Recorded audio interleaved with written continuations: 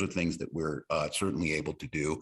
And I would say the state, where you see the state involved in this, whether it's BCA and some of those services, we proposed a statewide violent crime task force called the Fusion Center a couple of years ago. I think that's a potential that's out there. And I look at all the proposals that are from across the caucuses and the spectrums.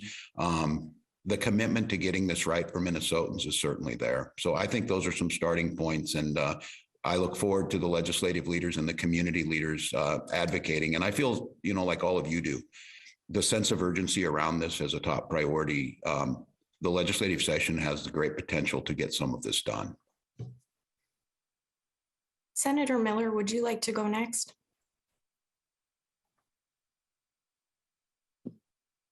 Sure. Good morning, Dana. Good morning, everyone. Thank you for having us this morning. We certainly send our condolences to the victims of yesterday's tragedy, and also want to thank law enforcement and local officials for their prompt, swift action to really take control of the scene and help protect others. I think we hear it every single day from people across the state that violent crime is out of control in the state of Minnesota, and we need to work together. And it's going to take public officials at all levels, all parties, to address this issue. And Senate Republicans are going to put forward proposals to provide funding for more police officers.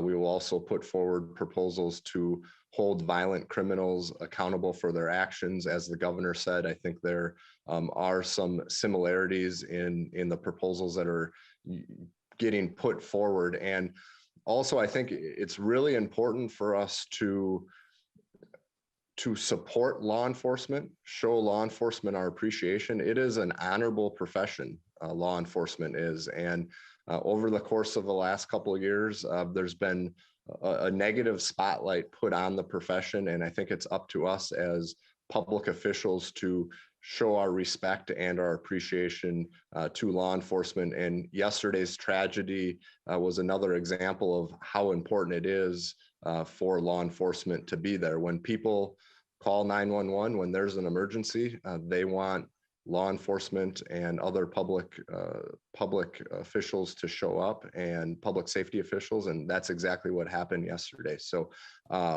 I do believe that there are some opportunities for us to work together to address public safety, as I believe it's the number one issue facing our state right now. Leader Winkler. I think you asked a critically important question for all of us. No 15-year-old in Minnesota should be killed outside of his or her school. And it feels like in many ways we are going from one tragic event to the next in this state, in this country over the last several years. And I think it's our responsibility as leaders to be responsible, to be careful, to be sober in our assessments, to be honest in looking for solutions, and to recognize that this is a problem that affects all of Minnesota. This is not a partisan problem that we face. This is not a one community and not another community. This is not one neighborhood and not another. This affects everybody. And we need to be bringing out our best leadership in order to address this. And I think in the last 2 years, since the murder of George Floyd, the civil unrest, and all the things that we have been going through on crime and its increase in recent years, we have found a way to work across the aisle to make changes. And because we're in divided government, we have no choice but to find a way to work together. And Minnesotans expect us to do it. And I think the leaders on this call and the governor have a record of finding a way forward, and we can do it again and have to do it again. What's encouraging is to hear the amount of overlap between what Senate Republicans are saying, what House TFLers are saying, and what the governor is saying about solutions, which includes supporting local law enforcement, supporting local communities, helping to identify where state resources can be more effectively deployed. There are shortages and concern about the ability to recruit police officers. Our public safety system through the courts, through the prosecutors, probation, community corrections, all of it is taxed right now and having a hard time dealing with a rise in crime during a pandemic. So we have to be supportive of that system We have to be careful not to attack or to offer simple narratives that don't really address the problem, because the gravity of these shootings, the gravity of the crime that we're seeing, the gravity of antisocial behavior that we're seeing across the board is real, and it's on us to bring our very best to stop it. And I hope all of us can be committed to doing that this session. I'm going to move next to Mary LaHammer, who had a question, followed by Trey Muse. Thank you, Dana. I would like to start with the governor answering and then Senator Miller. And this is a follow-up, Dana, to your question. And I'd like to get a specific answer on gun control. Everybody talked about public safety. The governor, all the caucuses have agreed that public safety is a top priority. Can you specifically address whether any form of gun control will be proposed and could move through the legislature to your desk, Governor? Well, Mary, I appreciate it. And I think you heard, and I think the tone, I'm really grateful for the leadership talking about this one, because the pain of standing out there and looking at a memorial with little footballs and stuffed animals again at a school is simply unbearable and cannot stand. With that being said, I think you heard there's multiple things on this, and I don't want to oversimplify. Those who would say that, that if we simply did more on guns, it in of itself would make a difference. We know it's more complex than that, but we also know, for example, the truck park shooting, the individual who got those guns got them from somebody who straw purchased 30 guns prior to that purchase. And then we had multiple shootings in there. I think working with law enforcement who do believe there's some things we can do. There are things that have passed in states from Florida on, like background checks, enhanced background checks to make sure these straw purchases don't happen. And then some of the red flag laws that let families know of summons, because we still know that the vast majority of, we still have suicides and things that happen with firearms. So I think the tone amongst the legislature is open. I understand how divisive some of these things can be, but it feels to me that Minnesota and the country understand we have to tackle these things. There's multiple ways to do it. I would certainly welcome the conversation and would certainly sign legislation that dealt with things that have been proven to reduce gun violence. But I do want to note that if don't believe that's the only solution or the simple solution to fix all of this, it's more complex. Mary, to answer your question, I think you asked me next. I think it's highly unlikely to see any gun control measures move through the Senate this year. The focus should not be on law-abiding citizens. The focus should be on non-law-abiding citizens and holding criminals accountable for their actions. And that's where our focus is going to be this session. And Senator Miller, if I could follow up, do you think, though, in light of yesterday's fatal shooting, that there's anything new or different that the Senate can and should consider?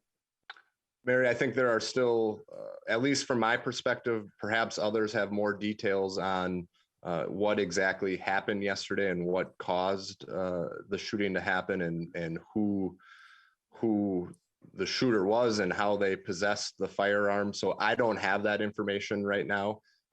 So I don't have the information. Our next question is from Trey, and then following, we'll have one from Theo. Thank you. I was hoping to pivot to infrastructure. I'm interested in hearing what everyone has to say about the size of a bonding bill this year, given the surplus and given the backlog of infrastructure projects throughout the state. How big of a bonding bill would everyone like to see come through this session? Well, I'll just not answer. I'll let the others go first, only that I put out a bonding bill. So the 2.7 billion number is mine. And I think as we've seen it, we've been very successful in this space bipartisanly. I do respect that the legislature will work on this. There's projects that need to be done. I think most of us agree on things like broadband, these projects, roads and bridges that need to be done. And I would just make the case that we highlighted, in addition to the bonding bill, setting aside the resources that we have in the surplus to make sure that the federal dollars that are going to flow in the Infrastructure Act that is a once in a generation opportunity. We should not leave any of those federal dollars on the table because we don't have the local matching. And I think this helps local communities, counties and things if the state has the ability to do some of that. So this is a proposal I put out. It's worked on a lot of community groups that worked on it. Now the legislature will work their side of things. But I think the number is reasonable. It falls clearly within our borrowing limits. It puts the state on solid financial grounds, and it gets at the backlog. I think the question is what size bonding bill can pass through the Minnesota House of Representatives. As everyone knows, the final bonding bill has to originate and pass through the House and before it comes over the Senate. So it has to be bipartisan. With all due respect to the governor, my first thought is his bill is probably too large to pass through the Minnesota House of Representatives and get the bipartisan support that it needs. But I do believe there's bipartisan support in the House and the Senate, and really a desire to work together with the governor to pass a bonding bill this session that focuses on core infrastructure projects, roads and bridges, asset preservation. And the other important thing that we all need to understand, and certainly from my perspective, is we know these federal funds are coming in, the federal infrastructure dollars. The latest number I heard is roughly $4.8 billion over the next 5 years. And what we need to figure out is how does that fit with the needs that are being proposed in the state, and how do they correlate and work together?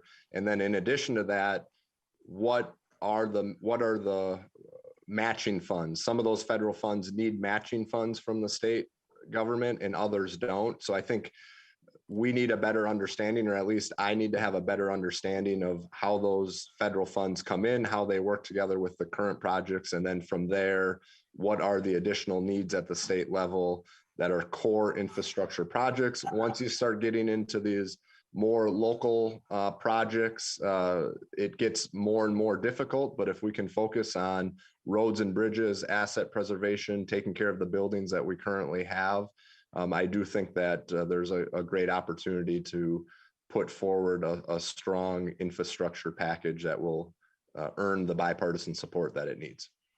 I could just follow up, Senator Miller. What does the Senate GOP consider to be a reasonably sized bonding bill this year? I know you talked about whether or not it would pass through the House, but what is the ideal bonding bill amount for the Senate GOP?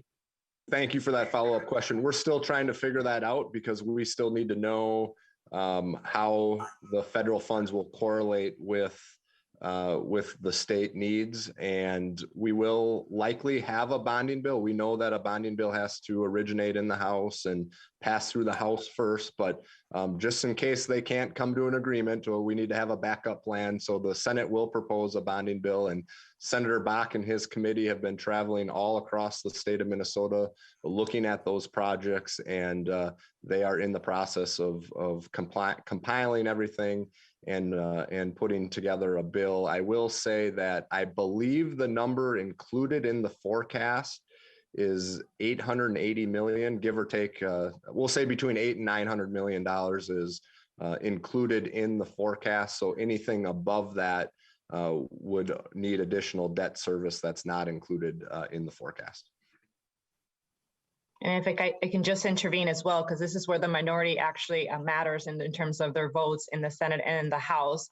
I would say we should be taking this opportunity to make it as robust as we can and tying it to public safety.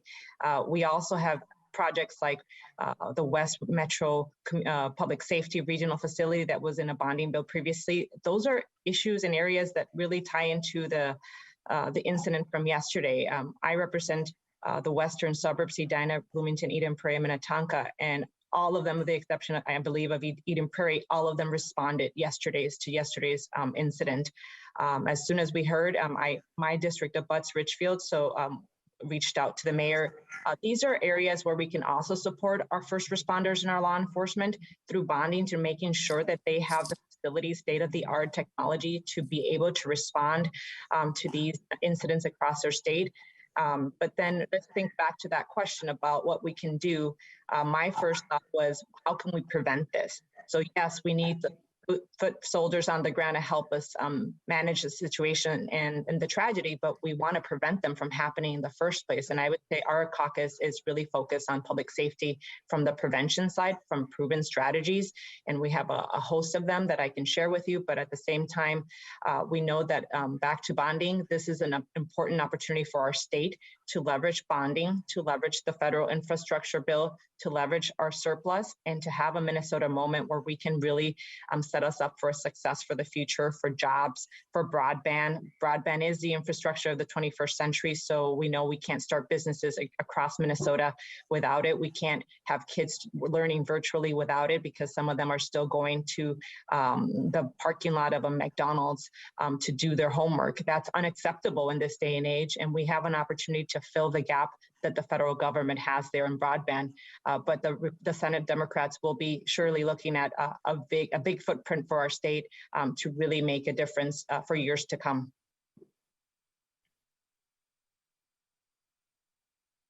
I think it would be a great question to get an answer from Representative Dowd on, since as we pointed out, we do have to get a bill through the House. I'm confident that House DFLers will, here's how it's going to work. House DFL is going to roll out a bill. We'll do it according to committee deadlines. It'll go through a process. We'll bring it to the floor. We'll have just enough Republican projects in it to be tempting. Representative Dowd will seek to defeat the bill on the floor.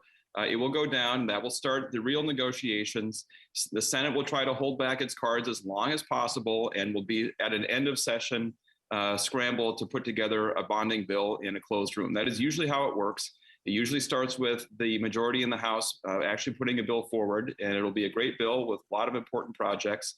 And you can also, I hope, express appreciation to Democrats for passing robust bonding bills in lots of Republican districts without any Republican help. We will also be doing that this year, just like they did in DC. So there's a lot of dance to be done before a bonding bill is done this session, but we will be bringing forward a robust package like the governor did, and putting our cards on the table and try to get this going and getting it done as quickly as we can. And what would the House DFL like to see in terms of an overall dollar amount? You know, how much would the House DFL like to spend on bonding this year? The governor has the disadvantage of going first, and then we get to just go up a bit above that to show that we're slightly more generous. So I would think that the 2.7 is probably a floor for us. Well, I can chime in, as this is the one where I'm probably the most relevant today. Appreciate everybody for being on and for inviting us to share our outlook on the session. So thanks for what you do at the Capitol, and it's fun to be back and see a few of you in person. So, you know, on the bonding bill, I appreciate Representative Winkler. And in the past, he's not necessarily wrong, but you know, his caucus is leading the House chamber right now, and they have the power to change that. Let's put people at a table and let's talk. Let's figure out what makes sense. My caucus, I've been very vocal this year so far about our openness to a bonding bill, about that bill being, you know, probably about the size of the biggest one we've ever done in history. If there's a way that you can make me look unreasonable, you'll have to stretch to do it, because I've been pretty vocal about the fact that we're open to that. But I think the way to do it is let's not start with that dog and pony dance about, you know, trying to, you know, have a standoff in the House chamber about whether we're going to support a bill or not, or put just enough Republican projects. Why don't we put the projects in the bill that belong in the bill? Who cares whose district they're in? And let's keep projects out of the bill that really don't belong in the bill. And I think that's what we're going to be focused on this year. And if we really want to work together, let's not make those just words here on an interview with the press. Let's actually do it. So that's my challenge to all of you. I've got my sleeves rolled up. We're ready to talk about a bonding bill. I want it to be, and I've been vocal about this for years, I want it to be heavy in infrastructure. I love transportation related stuff. I love the wastewater and drinking water stuff. My caucus does as well. We love the broadband stuff. I actually think we all need to be kind of reasonable too about, I mean, I appreciate the governor's number about 2.7. I know that's our capacity, and or it's even higher than that. I appreciate Representative Winkler's number saying that's his floor because he's going to show they're more generous. But the reality is, if we bond for that much, those projects will never get done before 2 years from now when we pass the next bonding bill. So why don't we authorize what we're ready to and what our actual capacity to get the work done, and not overextend ourselves, and let's not politicize it by saying, well, I outbid you. Let's just sit down together and solve the problem and pass a bill that Minnesota needs. And when we do that, I'll have my sleeves rolled up and I'll be there. And you need 11 of my votes, and I'll be proud to put them up for a bill that makes sense. And let's do it early in session. Let's not hold it hostage till the end. You've got my commitment on that. I would note that Leader Winkler has started negotiating with you in the chat, it looks like. So something for you both to consider. In the meantime, I have Theo followed by Jesse for next questions. Hey, everybody, I'm going to veer back into breaking news here. Governor, I want to put you on record. This morning, Hennepin County Sheriff Dave Hutchinson said that he was going to retire at the end of his term, but not resign. You've called for him to resign. Do you think retirement is enough, or are you concerned about having a lame duck sheriff in the biggest county in the state for almost a year? Yeah, well, good morning, Theo. Yeah, this is just a sad situation. I think this issue of people's personal, addictions or whatever may be a case here. I again grateful that the sheriff and no one else died in this, and I just thought from an effectiveness perspective, especially at a time when the collaboration, which you saw yesterday, is so critically important. I do want to note the professionalism in the Hennepin County Sheriff's Office. They've got a lot of capable folks there that serve in positions, just like many of us know. We lead an organization, but the folks who work with us are also able to do that. I think the sheriff made a decision not to run again because it is ultimately the voters' responsibility. I do think a transition would probably be best. That's not my place to make it, but I do think that to moving on, because you're hearing a lot of, I think, very positive collaboration about this across the spectrum of a very difficult issue. And I think and again, I'm just, it's just a bad situation in terms of personally, but I do know that the Hennepin County Sheriff's Office is strong. They'll figure this out. Leaders Winkler and Lopez Franzen, since you live in the county, I'd like to put you on the record as well. Retire enough or resign? Well, I'm happy to go. I think that Sheriff Hutchinson made the right decision to not seek re-election. If he were to resign, he would be replaced in that position by the county board. And we have an active and ongoing campaign this year for the voters of Hennepin County to choose the next sheriff. So a resignation would require the county board to make a replacement that could potentially change or put weight on behalf of one of the candidates for sheriff. And so I think his decision to not run again is the right one. And I think we should let the voters decide who his replacement will be. I would just say I'm glad that he decided to retire and take care of his mental health and addiction and whatever other issues we all are struggling with. So I think it's a good choice or a decision on his part to open the door for a new sheriff to handle the issues of our county, which are large at this point. Okay, thank you all. Next up, I have Jesse followed by Bill Werner. Sticking on the breaking news theme, I did want to ask about the group of Republican senators had pressed for an audit of the Minnesota Department of Education over Feeding Our Future. Governor Walz, Democratic leaders, do you support an audit, or are there other steps you believe should be taken? Yeah, well, thank you, Jess, for the question. Absolutely. I said we always support that. I think transparency is the best disinfectant on many things. I also like to note how incredibly proud I am of the Minnesota Department of Education. My commissioner was nearly jailed over contempt of saying that these should not be paid. They're the ones that identified this early in the process. And I think that responsibility of stewardship over public funds is always a top priority. So I think anytime there's a question for an independent audit on things, it should make sense. But I want to be very clear about this. The amount of good work that was done, especially around feeding our children and keeping families out of poverty during the pandemic, has been spectacular. I think if we're going to audit, we need to audit across all the programs, not just those that serve those least fortunate amongst us. And again, the system of checks and balances and things that we've learned, some of you know we worked hand in hand bipartisanly when we came into this office to fix the MNLAR system, something that had been going on for 10 years to try and save that. When we see a situation like MDE, we're going to have to figure out why the federal government didn't do more to do this. And of course, just to be very clear, we stopped paying They told us to keep paying them. We refused. They went to court, and the judge ordered us in contempt of court to continue paying. At that point in time, we followed up with the FBI. And again, I don't want to speak out of turn on where this investigation is, but I welcome anything that brings to light to this because I think it makes us better stewards.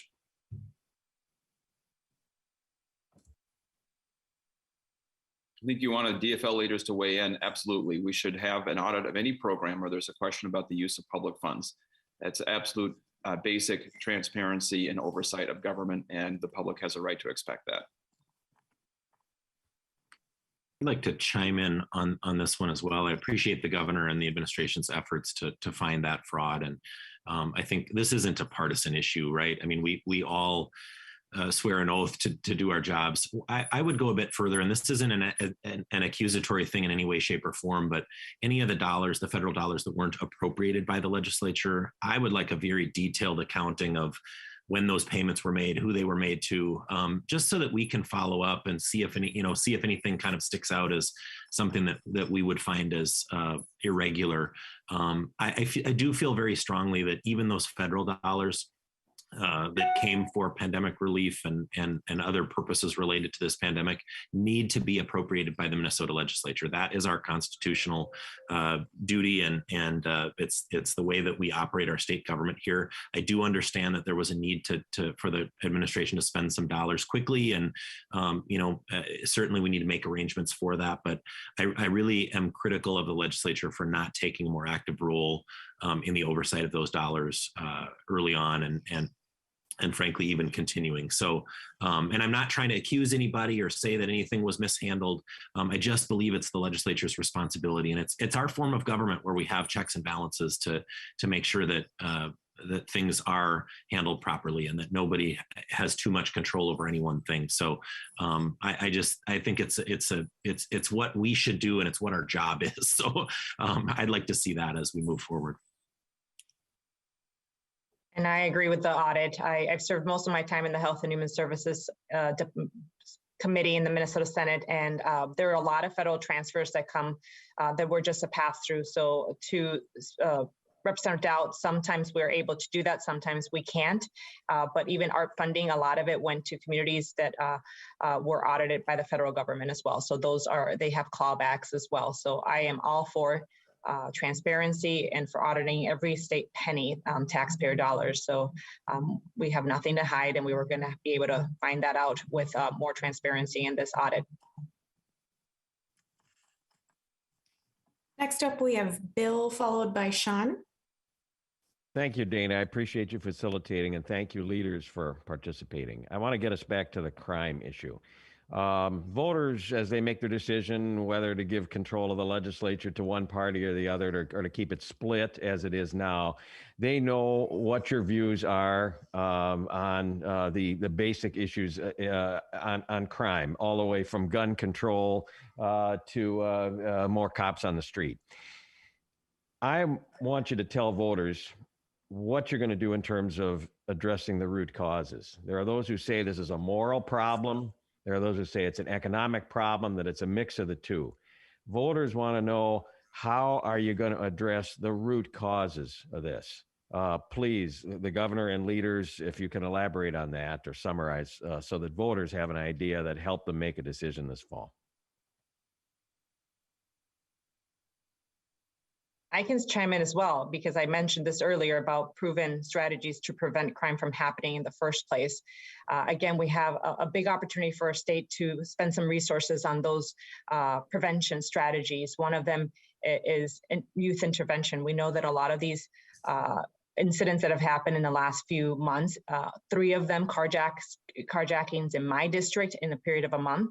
A lot of them were perpetrators that were youth, that were younger individuals. And we know that the pandemic has put a lot of strain on schools and social programs and just the social interactions that all of us are used to. So we need to go back and say, where can we stop the crime and the violence immediately? Because if we're still talking about 3 carjackings in a month in November, then we have bigger issues.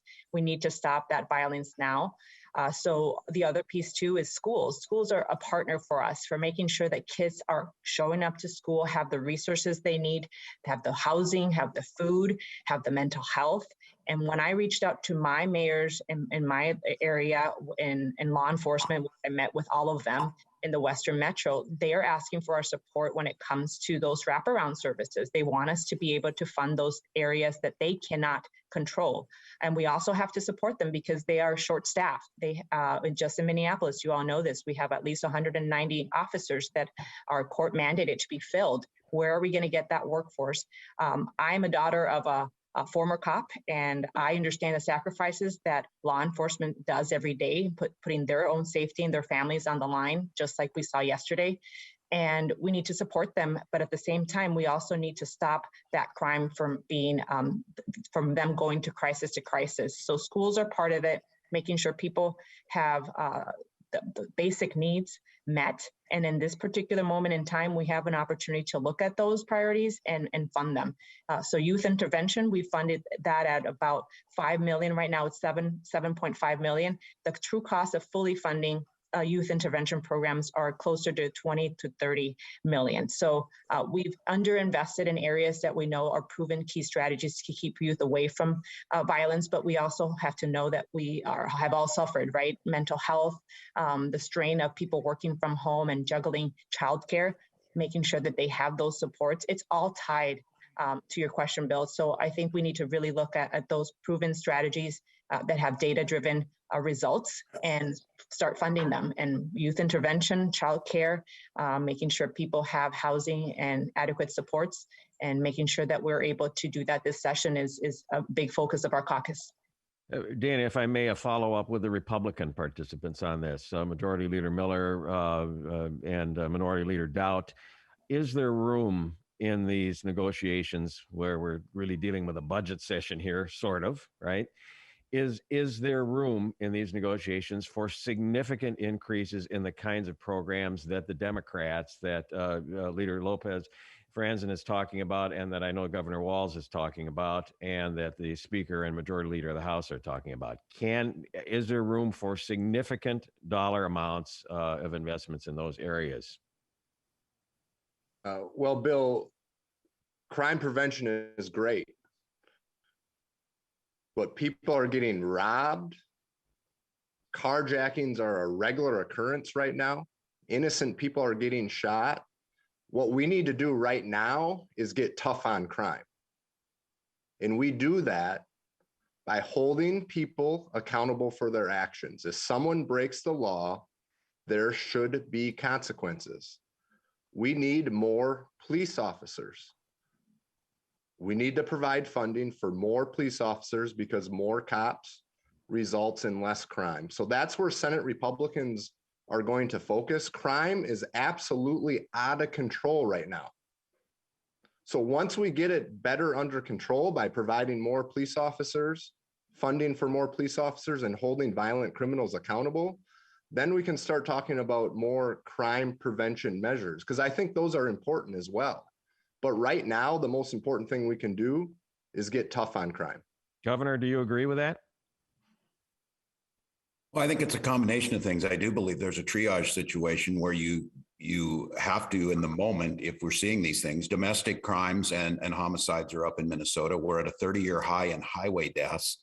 As far as Minnesotan security is, we lost 105 people in the last 36 hours on the COVID pandemic. So I think people see this as holistically.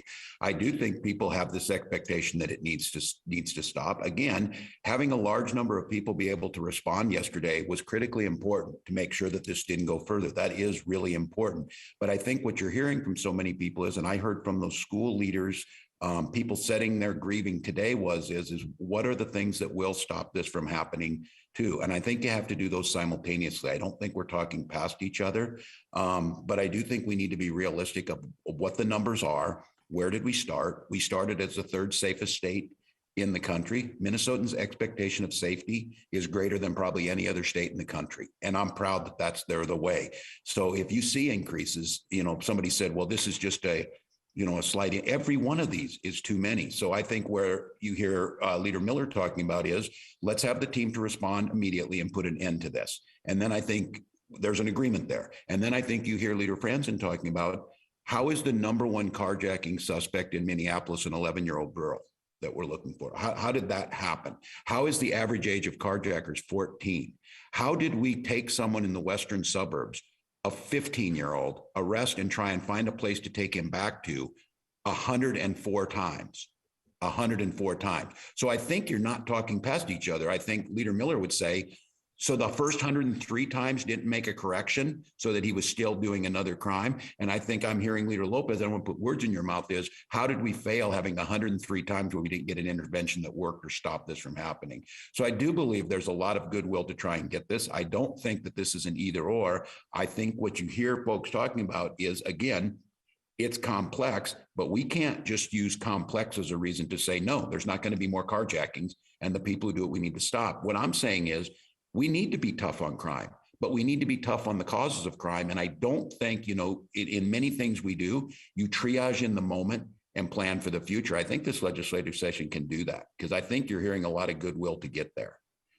Thank you, Governor. Thank you. I'll just add one more. I want to jump in on this thing, one, Bill. Okay, after Kurt goes, I got one more thing to add. Oh, go ahead, Jeremy. That's fine. I can follow. The only thing I was going to add is we need to make sure that kids can be successful in the classroom. I mean, it all comes back to if the youth are doing some of these carjackings and they're the issue is with youth, then we need to figure out ways to make sure that they're in the classroom and that they have every opportunity to be successful in the classroom.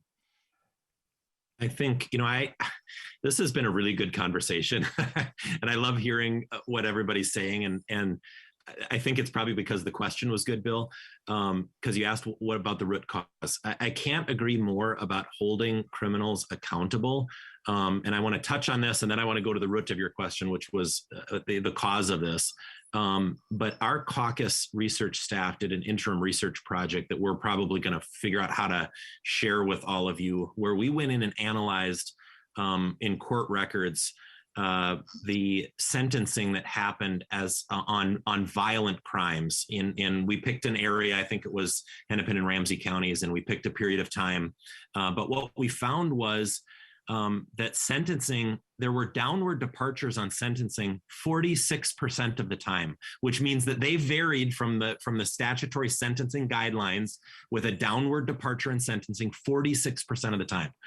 That's kind of shocking that not only do we have a shortage of law enforcement officers out there kind of patrolling, keeping neighborhoods safe and being a presence of safety on the streets, that once we do catch a criminal, they're reoffending, we're not holding them accountable. And I think the word on the street is that you can get away with this stuff. It was shocking to me.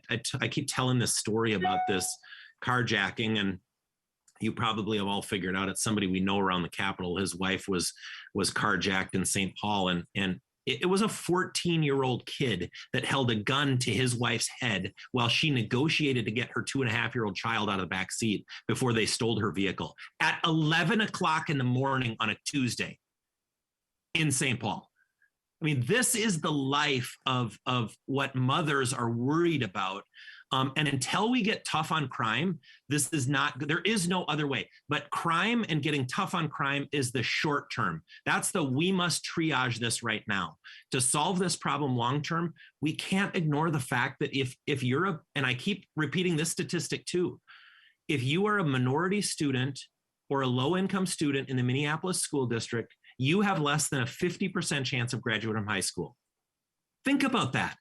We are failing these kids. Our system is failing these kids. And until we come together, and I love what Senator Lopez Franzen said about we need to fund the things that are proven to work, because there are all kinds of things, education reform things that our teachers union in this state has stood strong against that have worked incredibly well to get these kids the tools they need to be successful in other states. But we can't do them here, because the teachers union won't let Democrats vote for them. And I don't mean to say something so political, but it is a goddamn fact. And it's time that we solve that problem. And until we get those kids the education they need and they deserve and the tools they need to be successful, they're going to keep holding guns to people's heads on the street. And that's the long-term solution to the problem. And we can't look the other way and ignore it any longer. And I'm sorry I got a little passionate. Governor, you're a former teacher. What do you think about that? Well, I would note that it's not just minority students that are engaged in this behavior. I think the idea of the successfulness, I think we do need to understand the correlations of crime. We need to understand if the recidivism rates are there. We also do know from research that that the pathways out of that crime are many, and there are proven statistics. So I don't think you disagree. I think you've got folks that want to find solutions. At the end of the day, this is about fixing it. I think there are things out there that'll do it. I think you're hearing a lot of things that are happening. I think you're seeing historic investments that we're making in a multi-approach to this, whether it be a historic increase in early learning scholarships for 10,000 families to use their portable ability to deal with that, or to make sure that we're beefing up those schools. I would encourage all of you, if you're not, and I even say this as a teacher, intermediate districts are an interesting thing, and they also deal with some of the most challenging students that come with issues, whether they be learning or social.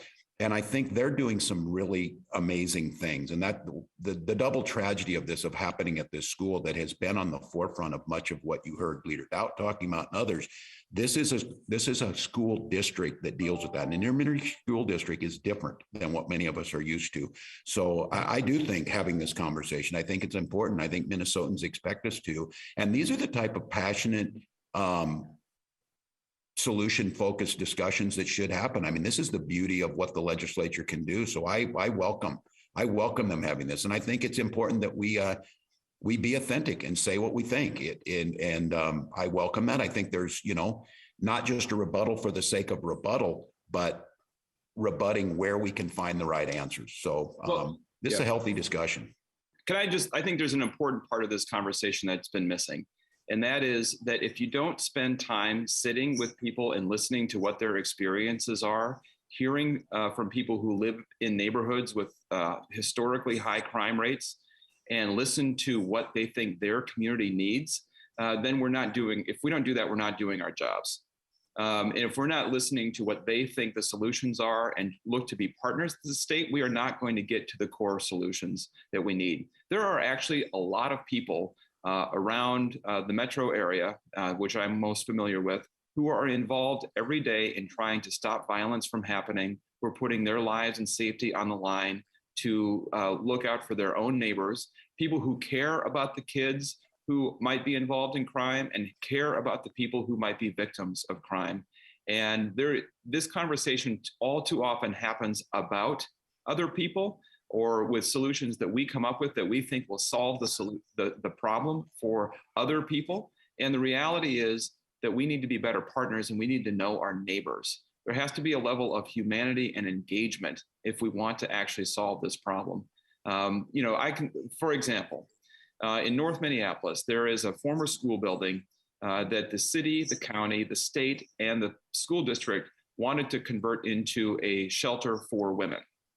And the community saw the proposal and said, we don't need another investment for a trauma center in our neighborhood. What we actually need is a youth center. We have no place for teenagers to go.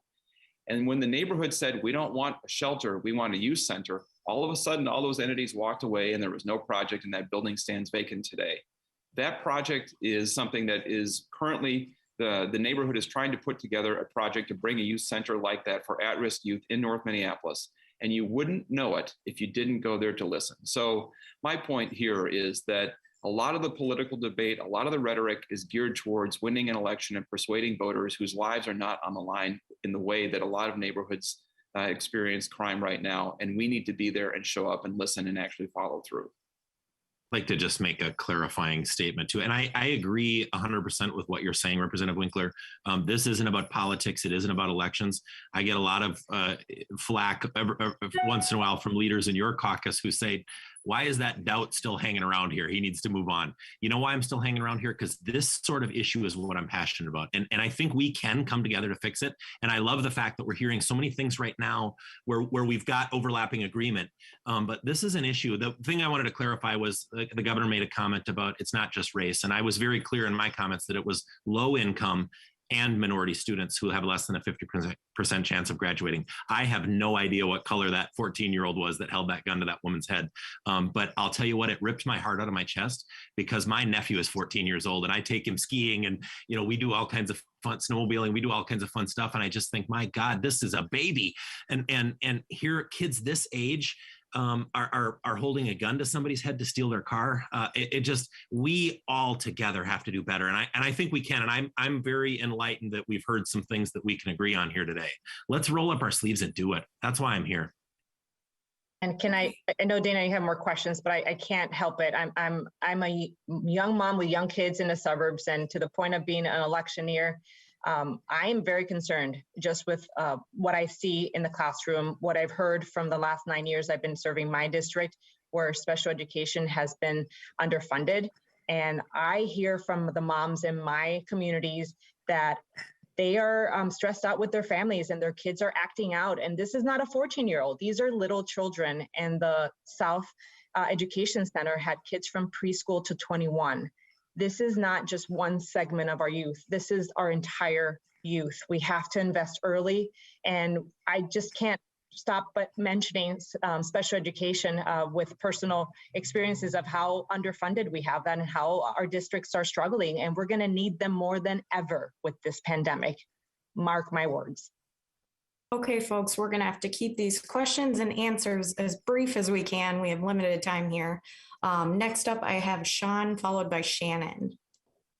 Thank you, Dana. I appreciate this. It's a Hollywood Squares format, so I'm going to call on three of you.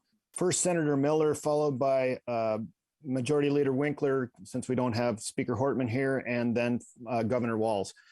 Senator Miller, you're proposing tax cuts in the form of from the surplus in the form of which is one-time money. And this is a tax expenditure style, which has resulted in structural deficits for multiple years, in fact, nearly a decade in 1999 afterwards. What do you have as a backfill to address any structural deficits? And there are two proposals, one being sportsbook or sports betting, and the other recreational cannabis, which are both known could produce significant money and do in other states. Would you entertain either of these ways, or do you have another idea to backfill the deficit that you can potentially create? Sure, Sean, thanks for the question. Everyone's talking about it. The state has a massive budget surplus, $7.7 billion and growing. All expectations are when the February forecast comes out, it's going to be even larger than the $7.7 billion. When the state has this much money, Sean, it means one thing. The state is collecting too much money from the taxpayers. Senate Republicans will propose permanent ongoing tax relief. So Minnesotans have more money in their pocket every single paycheck, week after week, month after month, year after year. And we feel that's incredibly important, especially with record inflation eating away at family budgets. We'd like to see Minnesotans have more money in their pocket every single paycheck. In addition to that, Sean, Senate Republicans will propose the full elimination of the Social Security tax. We know senior citizens are living on a fixed income, also struggling with record inflation. We feel it's important that they get tax relief this year with the full exemption of the Social Security tax. And I will share with you that the tax proposal that we are working on will be structurally balanced. Just a quick reminder again, we're running up against time, so if we can keep everything really brief, I would appreciate it. Thank you. Come on, Dana, you're with legislative leaders here. You know we're not going to, and the governor, we're not going to be short in our answers. I'm asking so much. You know better than that. Majority Leader Winkler. We are not proposing permanent ongoing tax cuts. I know that, but in regards to Senator Miller's proposal. Well, we'll have to see what Senator Miller proposes. He likes to say that all bonding bills have to start in the House, so do all tax bills. But somehow I have a feeling that the Senate Republicans will come up with a tax bill sooner rather than later, and it will be part of the negotiation strategy that we all are looking at this session. Obviously, there's going to be give and take on taxes and spending as part of this budget deal. And so we'll have to take a look at what Republicans want to do and what we think we can afford. Let me just be very clear on that. The final bonding bill and the final tax bill, we know have to originate in the House and pass through. But just in case they can't get a bonding bill done or their tax bill isn't robust enough, the Senate will have alternate solutions and proposals that we will put forward. And as Leader Winkler said, he's right. We do hope to come out early with these proposals because we want to get done early this session. Sean, my proposal is get the money back in the hands of Minnesotans as quick as we can, send them back some money. I think there is openness to look at, especially for the middle class. I will note that the surplus, for many reasons why it's there, but predominantly on revenues, is we have a combination of less government spending. Some of that is, of course, due to the pandemic, and we have record corporate profits. I will note there has not been a single tax raised on the middle class. So if folks are out there spending more and they're spending that money and it's collected by the corporation, that is not an over taxation. That is simply that the economy grew in that direction. With that being said, I do think we should balance this. I want to be very clear about the Social Security proposal because I proposed raising the exemption of what's in there. 60% of Minnesotans receiving Social Security don't pay a tax on this. Under the Republican proposal, 90% of the tax savings would go to the 10% of the people at the top. The vast majority of Minnesotans receiving Social Security would not receive that benefit. So raising the bottom up, which we did last time, makes sense because it's fair. Eliminating this will give the most massive tax break to the very wealthiest Minnesotans who aren't depending to live on Social Security. There's a reason that advocates for the aging like AARP and others do not advocate for this proposal because the money we collect from the Social Security on the top earners is used to enhance the quality of life, making Minnesota an age-friendly state. So that's the difference there. But I'm open for us talking about some of this, but I am not open and will not put us in a structural deficit over a one-time funding. I think there's smarter ways to do it. Okay, we've got Shannon, followed by Peter, Pat Lopez, and then Dave. Again, folks, keep it quick. This is just sort of a general question. Governor, you said triage in the moment and then plan for the future. And in terms of COVID, opening day, there was this just feeling of relief to have everybody kind of back in person. And I'm wondering, as we're looking at the numbers of hospitals and the lack of staff, as we're looking at long-term care and not having enough staff, as we're looking at schools and struggling with staff, what might be coming early on, what early agreements or something in terms of triaging all of these staffing issues as it relates to COVID? And then what plans are there for the future?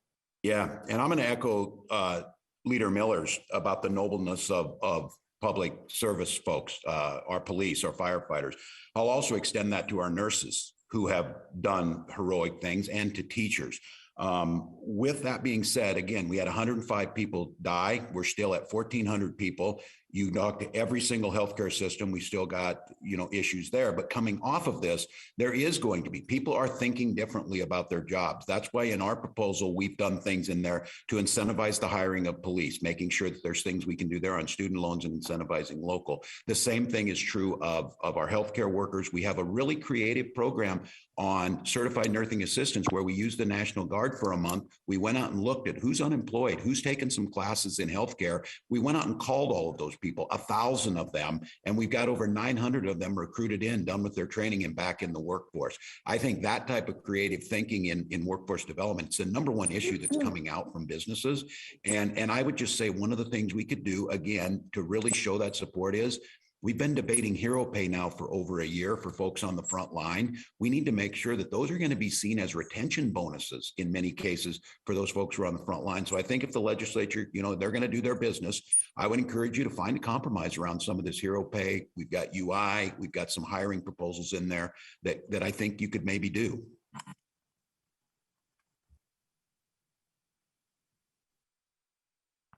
Anyone else want to weigh in on that? I can jump in. I believe that public-private partnerships are an excellent opportunity to address some of the staffing issues. And I also think that in some ways we can think of higher education a little bit differently. And maybe there are some changes we can do, especially with the community and technical colleges, to help address some of these staffing shortages. There are three things at least that I think we can come together on very quickly in the legislative session. All folks have been talking about it, Democrats and Republicans, and I think we need to just continue to move forward and get these three things done. Number one is the short-term staffing solutions for hospitals and short-term care providers. We can find agreement there. We're working on that right now. Number two, presumptive workers' compensation. Leader Winkler and I worked on this together a couple years ago with some of our colleagues. I think there's an opportunity to get that done. Maybe even this week. The speaker and I spoke yesterday. The governor and I spoke yesterday. Senator Franzen and I spoke yesterday. So I think there's cooperation and agreement that we could get that done. Representative Dowd, Leader Dowd, I didn't leave you out, but Speaker Hortman said she had already talked to you, so it saved me one phone call from having that I had to make. But and then the other thing is the UI Trust Fund. I think we can find early agreement on that. The governor led on that and has proposed not only taking care of the deficit, but fully replenishing that fund. Republicans will have a hearing next week. Senator Pratt and Senator Rosen have been working on the funding for that. So we'll see that next week in the Senate. So those three things, which Shannon touches on the staffing that you mentioned. But again, as I mentioned right when I started, I think public-private partnerships and what can our higher education institutions, especially the community and technical colleges, do to help address some of these staffing shortages, whether it's in healthcare settings, whether it's in classroom settings, whether it's in law enforcement, or whether it's in manufacturing. All across the board, there are staffing shortages, and I think we have the tools to address them. We just need to put some partnerships in place and have folks working together. I would also add just the elephant in the room and this pandemic, and we'll have a better shot in our workforce. Well, we have to add one other component here, and that is access to paid leave, paid family and medical leave, and earned sick and safe time. If businesses are looking for workers, it's awfully hard to find them when parents can't be there because they are taking care of kids, or when they've got adults in their lives that they have to look after. And so not only should we be looking at the UI Trust Fund, but also $1 billion for frontline workers and a jump start on paid family and medical leave. That kind of package would be actually bold and help meet the moment in Minnesota right now. And we're ready to move ahead as long as we're looking at the whole picture. Peter, is your question for the governor? I know the governor has to hop off in the next something meeting. he might want to respond to. I would leave that up to him. Okay, it's Peter, not go directed ahead. at him. My question is directed at Senator Miller. One of the reasons we were denied the pleasure of a special session in the November and December was because of a disagreement over what you might do regarding confirmations of governor appointees. We're now in regular session, so you have the authority to do that. Can you let us know what you as a caucus might be doing on confirmations, specifically on those that have been threatened, specifically health, housing, and corrections? Well, let me be very clear. We took discussions on, we put any discussions on Commissioner Malcolm on hold in November, trying to get a special session done. But we did not come to an agreement on that special session. What I'll share is the Senate takes our responsibility to evaluate the performance of commissioners very, very seriously. And it is a huge responsibility that the Senate has, and we'll continue to take that responsibility seriously. And all commissioners will be continue to be evaluated, and they'll do that through the committee process.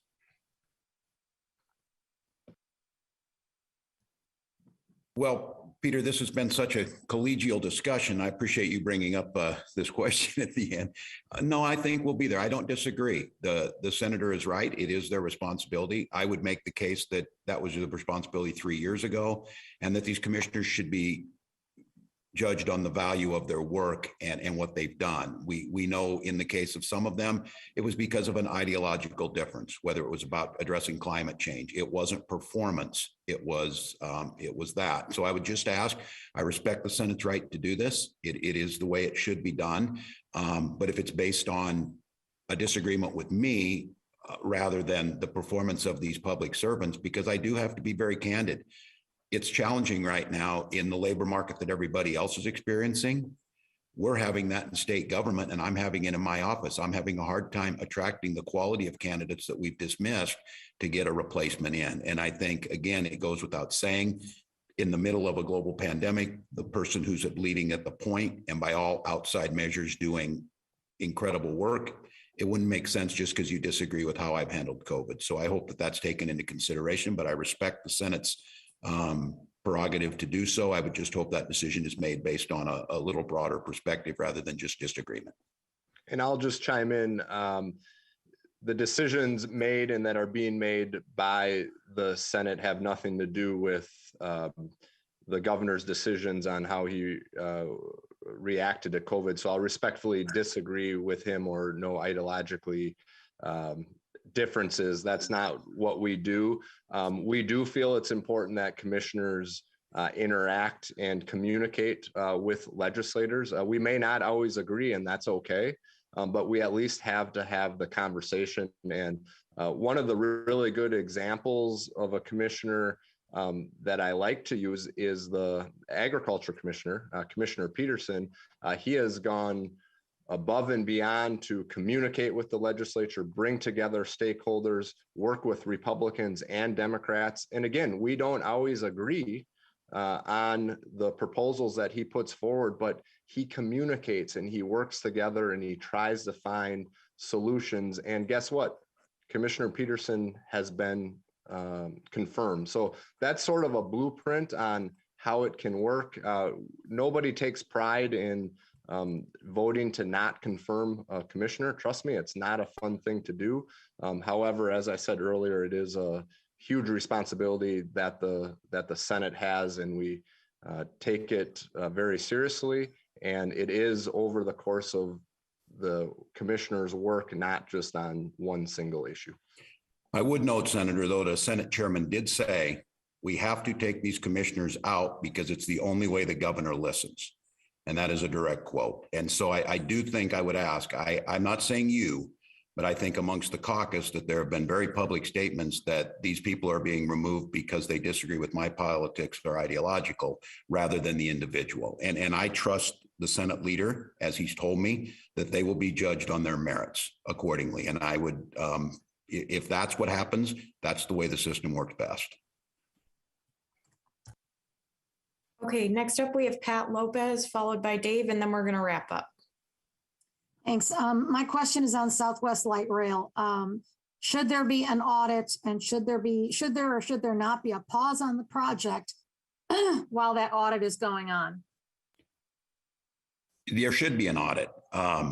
Whether a pause is more expensive, these are important projects. This is a project that's been going on a better part of a decade, long before us. I much like a Minlar's project, that I do think it makes sense to audit. And the question that's been brought up is there a better system of these joint projects, especially through Met Council? Is there a better way to govern, a better way of oversight on that? I would argue that seems pretty self-evident. We do know that there's always large projects have cost overruns. That doesn't make it excusable. And so I certainly welcome that this would be done. I think it's what we should put in all of our programs. You heard that earlier, whether it's federal funding or whether it's these programs. But I think on many of these, especially when it comes to Met Council, we should have a conversation. I brought this up in negotiations several years ago that I was open to a Met Council governance conversation. And that was dismissed at the time that was not that important. I think it is. So yes. Pause or no pause, or are you undecided still? Well, I think listening to the experts on this, a pause with the investments that we have. And I just want to be clear that I don't think once something goes that it's on autopilot.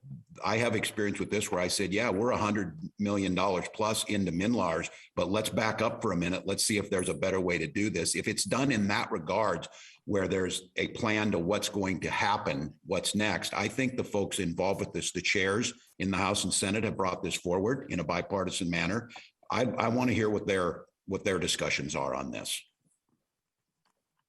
And I support the audit. In fact, our lead for transportation, Senator Dibble, asked for one back in July. So we are on the record that we support an audit and transparency. And I am more hesitant about the pause because understanding that it costs a lot of money to pause a project at that size, and it goes through and services the Western suburbs. So those are my communities that have invested a lot of dollars in workforce and economic development. So that also requires a pause there. So I think the economic impact might be larger if we have a pause, but I'm open to it. I think we have to learn from the mistakes and the cost overruns in building this project with an audit. But we have to separate that from the importance of building a mass transit infrastructure in the Twin Cities metro area. We have to do it better than what we did in this project, but we have examples, especially the Hiawatha Light Rail line, when it first went in, came in on time and I believe under budget. So this can be managed well. It needs to be managed well, but the commitment to mass transit, including light rail in this metro area, has to be very strong because no big city exists without a solid mass transit system. And we're not talking about competing with New York or Boston. We're talking about competing with places like Denver and Dallas. So we can do this and we have to do it right. And we have to stay committed to a mass transit system.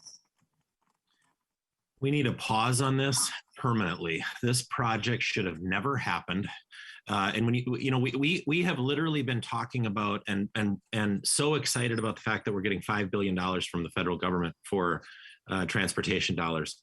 This project alone is three times the original estimate. And it would be well more than half of that $5 billion that we get from the federal government. And you look at the number of people served by this, it's shocking. This is the most inefficient thing we could ever do. The counties right now who are partners in the North Star Light Rail are asking us to pull the pin. They don't want to pay for it anymore. The ridership, we could hire a helicopter to fly every person that rides North Star Light Rail from their home to their job in Minneapolis and save money. That's how inefficient that is. Now, I'm not anti-transit. There are bus rapid transit lines that are incredibly successful and incredibly efficient. With a fare box recovery of like 80%. I mean, and people love them. I've talked to people up in my area who used to ride the North Star who said that the bus that they had on that North Star line was much better than the North Star was. They liked it a lot better and it was quicker. This is something where I think people fall in love with these projects because they're glamorous. You know what? I have model train sets at home. I love trains, but I love them as model trains, not as this is the most inefficient thing that government could do. And we should pull the pin on this now. And if you don't believe me, look at the project in Hawaii that's still not open and read about that. This thing's been going on 15 years and it's like $10 billion over budget. I mean, it's insane how much money we're spending on this stuff. And it's a waste of money. Pat, to answer your question, pause and audit. Thank you very much. Dave, would you like to close it out? Yes, $1 billion today is not going to be $1 billion at the end of the biennium or 2 years farther in the tails. I haven't heard anybody talk about inflation other than a talking point for political campaigns. How do you guys plan to deal with the prospect of inflation as it relates to every dollar figure you guys are talking about? I'll jump in because I've talked about this. I've suggested since I've come here that we should budget with and forecast with inflation. It wasn't nobody picked up on it because inflation was 1-2%. Now that inflation's up, I'm glad we've got some converts that believe that inflation impacts people's lives. It's taking money out of their pocket right now. It's adding cost to everything that we do. I think when you look at the forecast and you talk about this, we should plan for inflation. And I think when we looked at our budget of talking about this, you're exactly right. We can propose this much spending, but if inflationary costs, even stay at a historical number of 2 to 2.2%, again, 8% right now shocks people because it's hitting into them. The last 4 years have had it 8%. That's just the natural order of things. So I think both if you're a fiscal conservative, I think the idea of budgeting with inflation, that doesn't mean you're necessarily going to spend more money. It means you're going to be honest about what you're spending and honest about what it buys. So I would suggest again, and the legislature will do what the legislature does. I would say we should have this conversation about inflation because it's real. I've actually been on the chief author of that bill for many years as well, and many members in the Senate have been leading that effort. We should include it. It should be honest and transparent in our budgeting system. I would say that as a first termer, I remember my meetings with school districts saying that they wanted us to tie their budgets to inflation. And I always resisted. I'm like, that's the legislative job to make sure that we fund schools appropriately. I'm tired of fighting over inflation because we're actually making a cut every single biennium in education. So we need that to be factored in, and we should actually start fully funding services like education instead of cutting every 2 years. I'm pretty sure the inflation that the voters that we're talking to care about is the inflation in their own family budgets, not in the government's budget. Minnesota families care that their groceries cost 30, 40, 50% more than they did 2 years ago. Everything they buy in their lives every day is costing more. And the money that they have, they've gotten a little pay increase. The money that they have doesn't buy what it used to buy. So they're actually, in your example about government, that's exactly what every Minnesota family is feeling. And all of the policies that you're proposing about pumping more money into the economy will only make that inflation worse. So we need to analyze what we're actually proposing in state government. By pumping $1 billion here and $1 billion there more into people's pockets, that literally creates more inflation. And it's part of why we have the problem we do right now, because over the course of the last 2 years, the federal government has pumped so much money into the economy. And I got to tell you, it's the inflation in family budgets that voters care about, not the inflation in government. That's where our priority needs to be. It is an interesting proposal to make it easier for families to afford everyday things by giving them less money, which seems to be the Republican plan. So I do think that bringing down costs of things that we can affect, like childcare or healthcare, would make a big difference, and making sure that families can actually show up for work and get paid, or if stay home if they need to and still get paid, would make a much bigger difference in the average working family's budget in Minnesota than anything that we're seeing from a tax cut proposal. So believe it or not, Minnesotans, you are better off if you have more money. That doesn't cause a decline in your personal family budget. I'd remind folks too that inflation has gone in government's budget in the 10 years that I've been in the legislature. We used to budget at $30 billion. We're now at $55 billion. I don't think we need automatic increases. When the legislature wants to increase spending, they should take the tough vote to do it. Well, Leader Winkler is going to be very happy to hear that the Republican tax proposal will actually put more money in people's pocket, and it's going to do it every single paycheck, week after week, month after month, year after year, because it's going to be permanent, ongoing tax relief. Dave, there's nothing political about the discussion about inflation when it's happening around the kitchen table when families are discussing their budgets. Inflation is absolutely eating away at the family budget right now. The best thing we could probably do, and it's going to be a bold move, but if we want to talk about the state budget, the best thing we can probably do is look at zero-based budgeting. Instead of looking at what did we do last year and we have to go up from there, we should start at zero and say, okay, what are the needs for the upcoming biennium and into the future? And then let's plan accordingly there. So I think zero-based budgeting, although bold, I think would be a very good discussion to have in the legislature. And Leader Winkler, I can't wait till you see our tax bill, baby. You're going to love it. More money in the people's pocket. I would love to see that too, but more money in people's pockets who really need it is what we should do in a supplemental budget. I agree. Well, on that note, I would like to thank the governor and the legislative leaders for taking the time out this morning to speak with us. We really appreciate it. And to my colleagues in the press corps, thank you for being here and asking insightful questions. I really appreciate that too. I hope you all have a great rest of your day. Stay warm, and we'll see you in 2023 for the next forum. Thanks. Thanks, everybody.